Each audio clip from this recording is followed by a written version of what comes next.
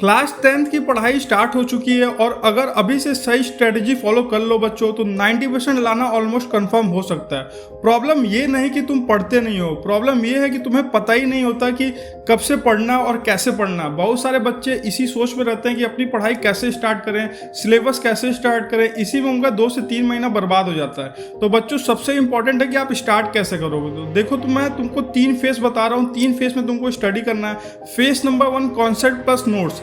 इस टाइम में तुम्हें सिर्फ एक काम करना है, जो कॉन्सेप्ट है उसको स्ट्रॉन्ग करना है और शॉर्ट नोट्स रेडी करना। कोशिश करना जो नोट्स बनाना उसमें एआई का यूज़ कर लेना। और देखो जो जैसे जैसे आपको पढ़ाया जा रहा है उसको स्कूल में भी पढ़ो और खुद से भी आके कॉन्सेप्ट बिल्डअप करना बहुत ज़रूरी है। स्कूल में जो भी चैप्टर पढ़ाए जाते हैं उसी दिन घर आके उसको रिवाइज कर लो, इंपॉर्टेंट पॉइंट्स को अंडरलाइन कर लो और हर चैप्टर को 2 से 3 पेज का शॉर्ट नोट जरूर बनाओ, क्योंकि जब रिवीजन करोगे तो वो बुक मत पढ़ना, जो शॉर्ट्स नोट बनाए रहोगे उसी से पढ़ के रिवाइज करना है। यहीं से बेस बनता है बच्चों। अगर ये स्ट्रांग हो गया तो हाफ बैटल आप वहीं पे जीत जाते हो। तो देखो जो टॉपर और एवरेज स्टूडेंट में डिफरेंस यही रहता है कि जो टॉपर रहते हैं वो स्टार्टिंग से ही अपना बेस बनाए रहते हैं। और फेज 2 में क्या करना है, practice plus previous year question है। अब यहाँ से थोड़ा सा गेम चेंज होता है। जो चैप्टर तुम पढ़े उसका प्रीवियस ईयर क्वेश्चन को भी सॉल्व करो और सैम्पल पेपर भी स्टार्ट करो। इस फेज में तुम्हें यह समझना होगा कि एग्जाम में कौन से क्वेश्चन रिपीट करते हैं और किस टाइप के क्वेश्चन आते हैं, क्योंकि जैसे जैसे आप तुम पढ़ोगे और जो प्रीवियस ईयर क्वेश्चन से उस चैप्टर का एनालिसिस करोगे तो समझ में आएगा कौन सा क्वेश्चन ज़्यादा इंपॉर्टेंट है। और फेज नंबर 3 में रिवीजन प्लस टेस्ट। अब नया कुछ नहीं पढ़ना है, जो फेज 3 में तुमको नया कुछ नहीं पढ़ना, बस रिवीजन पे ध्यान देना और मॉक टेस्ट पे ध्यान देना। हर सब्जेक्ट को 3 से 4 बार रिवीजन करना है, टाइम बाउंड करके टेस्ट देना है। यहीं से टॉपर और एवरेज स्टूडेंट का डिफरेंस तैयार होता है बच्चों।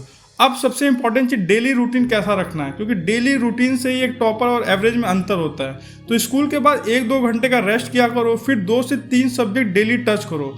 मतलब एक थ्योरी और एक प्रैक्टिकल सब्जेक्ट को डेली टच करने की आदत डालो। एक सब्जेक्ट में कॉन्सेप्ट को एक स्ट्रॉन्ग करो और एक सब्जेक्ट में कुछ नया मत पढ़ो, जो पहले का पढ़ो उसी को रिवीजन करो और एक सब्जेक्ट को बस प्रैक्टिस करो। याद रखो रोज थोड़ा थोड़ा पढ़ना और लास्ट टाइम का जो टेंशन रहता है उसको जीरो कर देता है। कहने का मतलब है कि जो बच्चा रोज थोड़ा थोड़ा अपने आप को कष्ट देता है वो लास्ट टाइम पर उसके पास टेंशन नहीं रहता है। तो अगर आप डेली पढ़ने की हैबिट रखोगे तो जो एग्जाम टाइम में बच्चे बार बार मैसेज करते हैं कि सर अभी तक कुछ नहीं पढ़ा, बहुत लोड है, बहुत परेशान हूँ, तो वो परेशानी एग्जाम टाइम में आपको नहीं झेलना पड़ेगा बच्चों।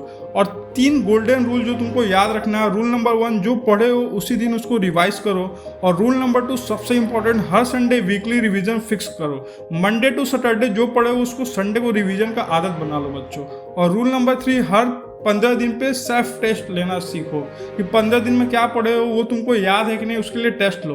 और अगर खुद से नहीं समझ में आ रहा है तो जैसे चैप्टर नंबर जो भी पढ़े उसको आप चैट जीपीटी या जेमिनी में डालो और बोल दो कि इस चैप्टर पे तुम मुझसे टेस्ट लो, तो वो खुद ही तुम्हारा एनालिसिस कर देगा बच्चों।